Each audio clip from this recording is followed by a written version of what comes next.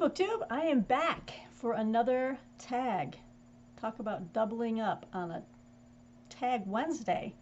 This one is the Jolabokaflod PDX Tag. I was so thrilled to see this start to come across the wires, as it were,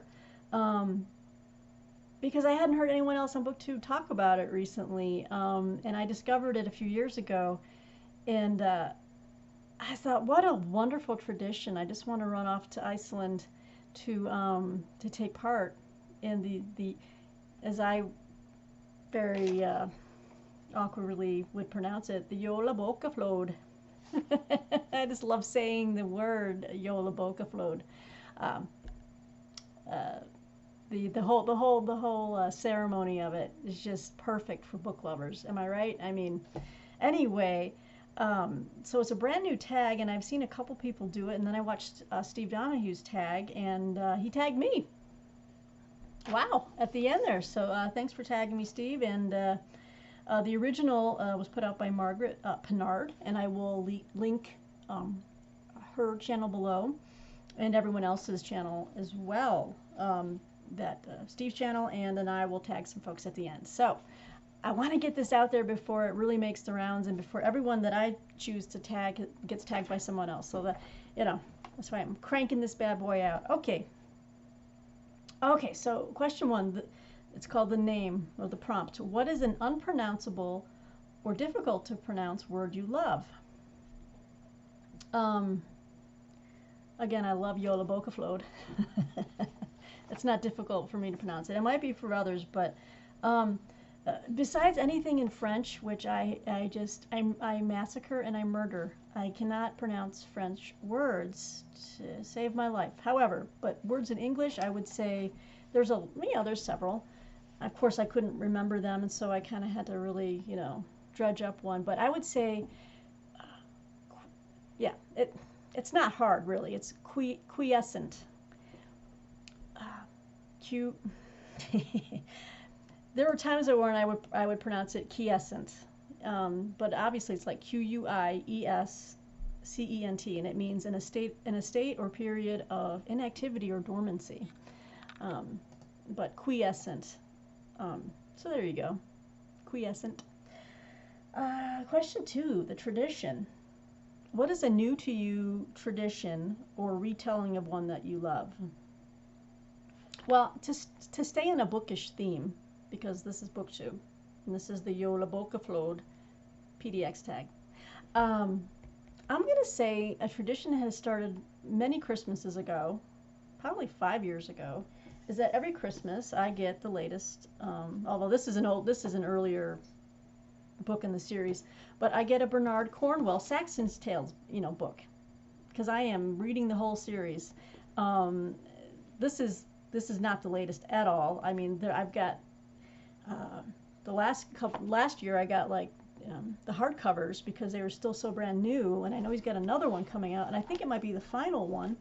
But I'm hoping to get another Bernard Cornwell book for Christmas. I love the Saxon Tales series. I think this is The Empty Throne. I think this might be book 7 or 8. Yeah, but might be 7. Let's see. No, wait, hang on. I said 1, 2, 3, 4. Yeah, this is book 8. So I'm trying to finish. I'm going to read it over my break, I think. So it's been Bernard Cornwell Christmases everywhere. So it's kind of a new tradition. I need to actually see if he has his new book out and then make sure that Martine knows about it. Although I've already gotten my Christmas gift from Martine, although I don't know when I'll actually be getting it. It's a PS5. Apparently they are sold out everywhere. There's nothing in stock. But hey, man, that is a very, very expensive gift. So I don't need to ask for a book on top of that. Let's see. Question 3, the adaptation. What is an adaptation of something you love that was made even better or equal? This to me was really quite easy. The movie or the adaptation that jumped to mind was the BBC adaptation of Fingersmith by Sarah Waters. My all-time favorite book by Sarah Waters is Fingersmith. I still remember the moment when I read the twist, and it blew me away. I was like, what? I love Sarah Waters' work. Anyway, Fingersmith, so then, I'd read the book and then discovered that there was an adaptation. And I think I ended up buying the DVD because at the time I didn't have like access to, or at the time there wasn't streaming this and streaming that, and you can access BBC on Amazon Prime and all this kind of crap. So Sally Hawkins was in it, as well as another lady. I'm trying to remember what her name was, but wow. Now they did have to, the book is far more richer and just dense, and so of course you miss a lot in an adaptation of like an hour and 45 minutes or whatever it was, or 2 hours, because it was in 2 parts actually. So I think it was more of like a closer to a 3-hour adaptation, but it hit the notes correctly, and I thought the 2 actresses who played Maud and Susan were perfectly cast. They had a wonderful chemistry. It was delightful, and I remember thinking, this is just as good as the book. Though the book is better, but it was equal to it. I'll say that it was equal to it. And the ending just always pulled at my heartstrings. Just visually, the way they ended it was very beautiful. I was like, oh, crying. I'm a softie. I'm a softie at heart. I'm a romantic at heart. So anyway, so Fingersmith by Sarah Waters. If you haven't read it, it's set in like Victorian London, or Victorian England, and check it out. It's a great book. Question 4, the mood. What is the coziest book you've read or expect to read this winter? So I'm going to go back to it. Thanks, Goldie. I'm going to go back to a tradition of books that I always associate with coziness, because it's a series I've read for many years now. And I always have the sense of like, when I go to something for comfort or whatever, I go to the Preston and Child, don't mind this sticker. This was on a recent book haul I haven't showed you yet, but Preston and Child, the Agent Pendergast series. This is one of the this might be the next to most recent. They are cranking these out. I can hardly keep up. I'm reading Cold Vengeance right now in the series, so there is a lot in the series. There's one, and it started with Relic, which was fantastic. They made it into a movie, but they cut out the main character, which was Agent Pendergast. So weird. 4, 5, 6, 7, 8, 9, 10. I'm reading the 11th book in the series, if that tells you anything, and they're still cranking them out. And this one, 1, 2, 3, 4, 5, 6, 7. So there's 8 more books I still need to read, and so this actually is the most recent book, and it was already marked down on like $6.95 at bookoutlet.com. I'm gonna have to get this sticker off, but yeah, I enjoy them because they have recurring characters that I've grown familiar with over time, and I associate with different times in my life when I read the books. So it's one of those things, and it's like a cozy, mystery, sometimes with like supernatural elements, sometimes it's just a straight up like murder mystery kind of stuff, but I like the Preston and Child books, and so I expect to read one of them hopefully over Christmas break to try to catch up to so I can get around. I just decided I like reading these in hardcover, and I've decided I'm gonna keep the series. It's one of those series that, I have 11 of the books and I'm going to keep them. So I just decided, even though I'm not ready to read Crooked River yet, I can buy it for like $5.95, $6.95 and have it before they're all sold out. And so when I'm ready to, I'll have them. So there you go. Okay, question 5, the discovery. Oh, this is fun. Who is a new author you've discovered this year that you love? Well, this was a delight. I'm still not finished yet, but I love it. I can already tell. I like the writing. I wasn't aware of this mystery series. but I'm actually going to be doing a review of it for Historical Novels Review. And this is the most recent book in the series, so I hate coming in the middle or at the end of a series, but I don't think, from what I've read so far, you can jump in at any time. But this is The Secrets of Winter by Nicola Upson. This is the latest book in her series of mystery books that center around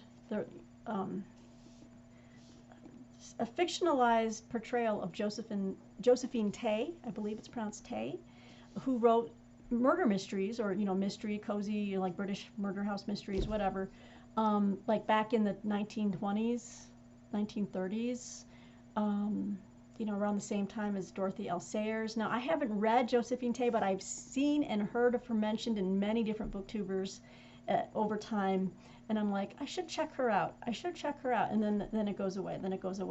And then I was sent this book to review, and I'm like, oh, here's that series I had heard about where she fictionalizes Josephine Tay, and Josephine Tay features in the stories as, she's in the center of things. And in the story themselves, like, people will come up to her and like, oh, you're the murder mystery writer, and I read the 39 steps, and so it's kind of cool. Josephine Tay in here is like dealing with her own fame and renown and stuff, and then it made me interested by reading this. Like, I want to know more about Josephine Tay, and I want to read some of her stories. Like, I think her most well-known one is The Franchise Affair. But I've just discovered this author, and I decided, okay, I'm going to finish this. I'm going to write my review.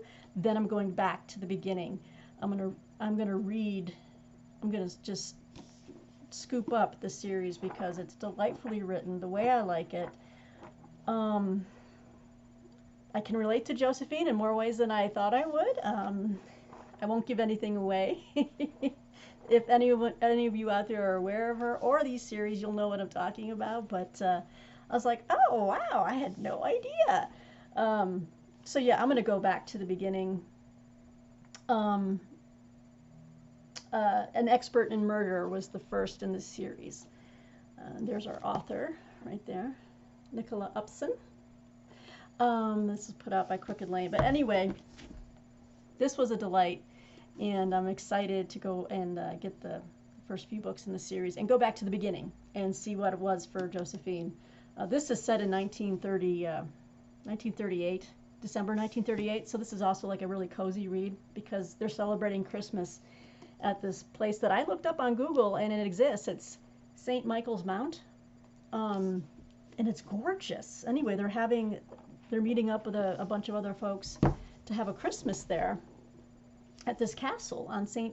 Michael's Mount. And of course there's murders and mayhem, entail, but they're also dealing with rumors of war as World War II is being hinted at, and there's some Nazi roaming around as well, and people are like, what? So it's pretty good. I like it. So Nicola Upson has been my new favorite discovery, I guess I'd say. Question 6, the setting. What is the deepest, darkest setting you've read about? Well, the one thing that jumped to mind, and I'm sure I'll think of something or some other books later on as well, was Dan Simmons' The Terror. That book, woo! I remember I couldn't put it down. I read it many years ago. Can't remember how old the book is, but I couldn't put it down, and it was literally dark. I mean, they're up at the North Pole. They were on the part of the two ships, the Erebus and the Terror, that were trying to find the passage to the Northwest Passage or whatever, and you know how it goes. They get locked in ice and stuff. So they're trapped on this ship in the ice, and then it goes dark where the sun just does not come out for 6 months or something. Just trippy as hell. I remember there's one scene, I'm like, Dan Simmons is brilliant. He decided to include a trippy scene where they decide to have a big kind of, what do you call it? One of those big parties where it's just like a, well, they were trying to emulate Poe. Maybe not the Mask of the Red Death, but they had all these colored sheets out on the ice, and you know, they made an adaptation of it for, I think, TNT or TBS, and you know, it didn't quite match how Dan Simmons wrote it at all. But yeah, The Terror, that book really it takes you to deep, dark places for sure. Not just dark with the light, but also there's definitely some darkness in men's hearts. And but what an amazing book. I really enjoyed it, and I highly recommend it. Okay, so let's see. Question 7. The Hot Cocoa. What is a book that comforted you during a long night? Literal or metaphorical? I can't just say one, and so I decided to talk about, most of the things I've mentioned so far have been fiction, so I'm just going to say Russian history of any sort. I know it seems odd that I would say that, especially during a long night, literal or metaphorical. Of course I would say, yeah, the first thing I would answer would be the Gospels, okay, but I know everyone goes like, oh, whatever, you know. Those are of great comfort. But if you want to know, like, where I go for, like, intellectual, just trying something to, you know, give me a sense of perspective and proportion, I read Russian history because it reminds me of how much, you know, darker things can be. And I don't know. I just think there's a lot there.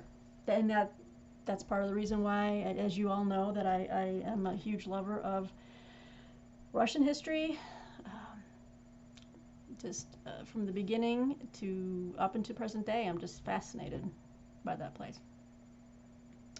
I wouldn't want to go there now at all, but I would like to visit some of the places. But I mean, I don't know. Anyway, Russian history is rich. It's teachable. You know, it tells you a lot about humans and human nature. And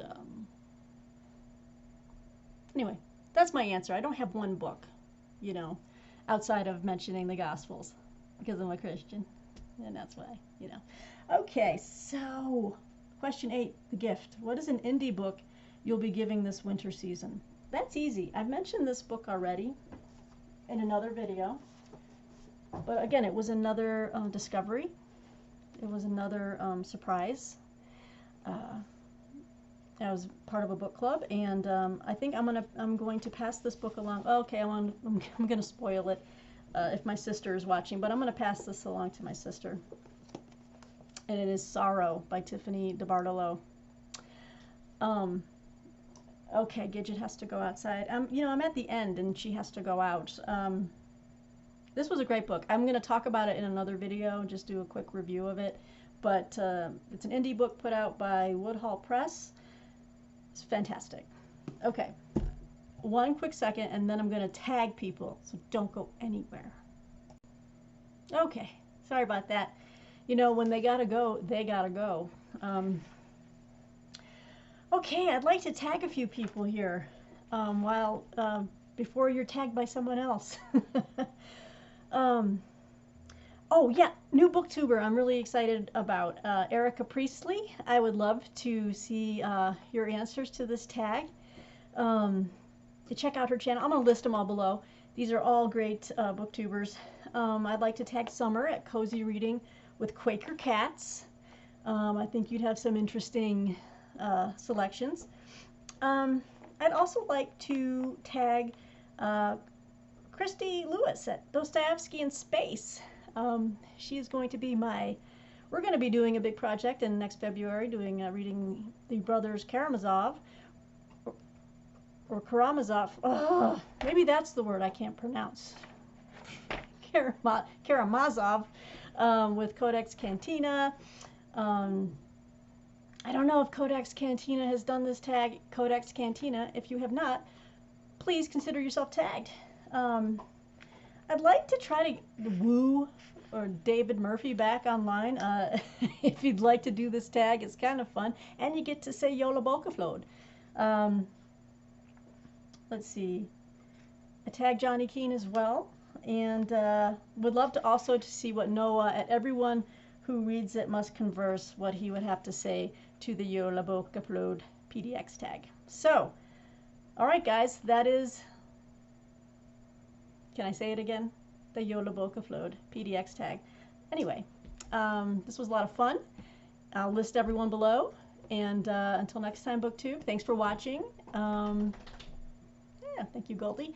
And we'll take care. We'll talk to you soon.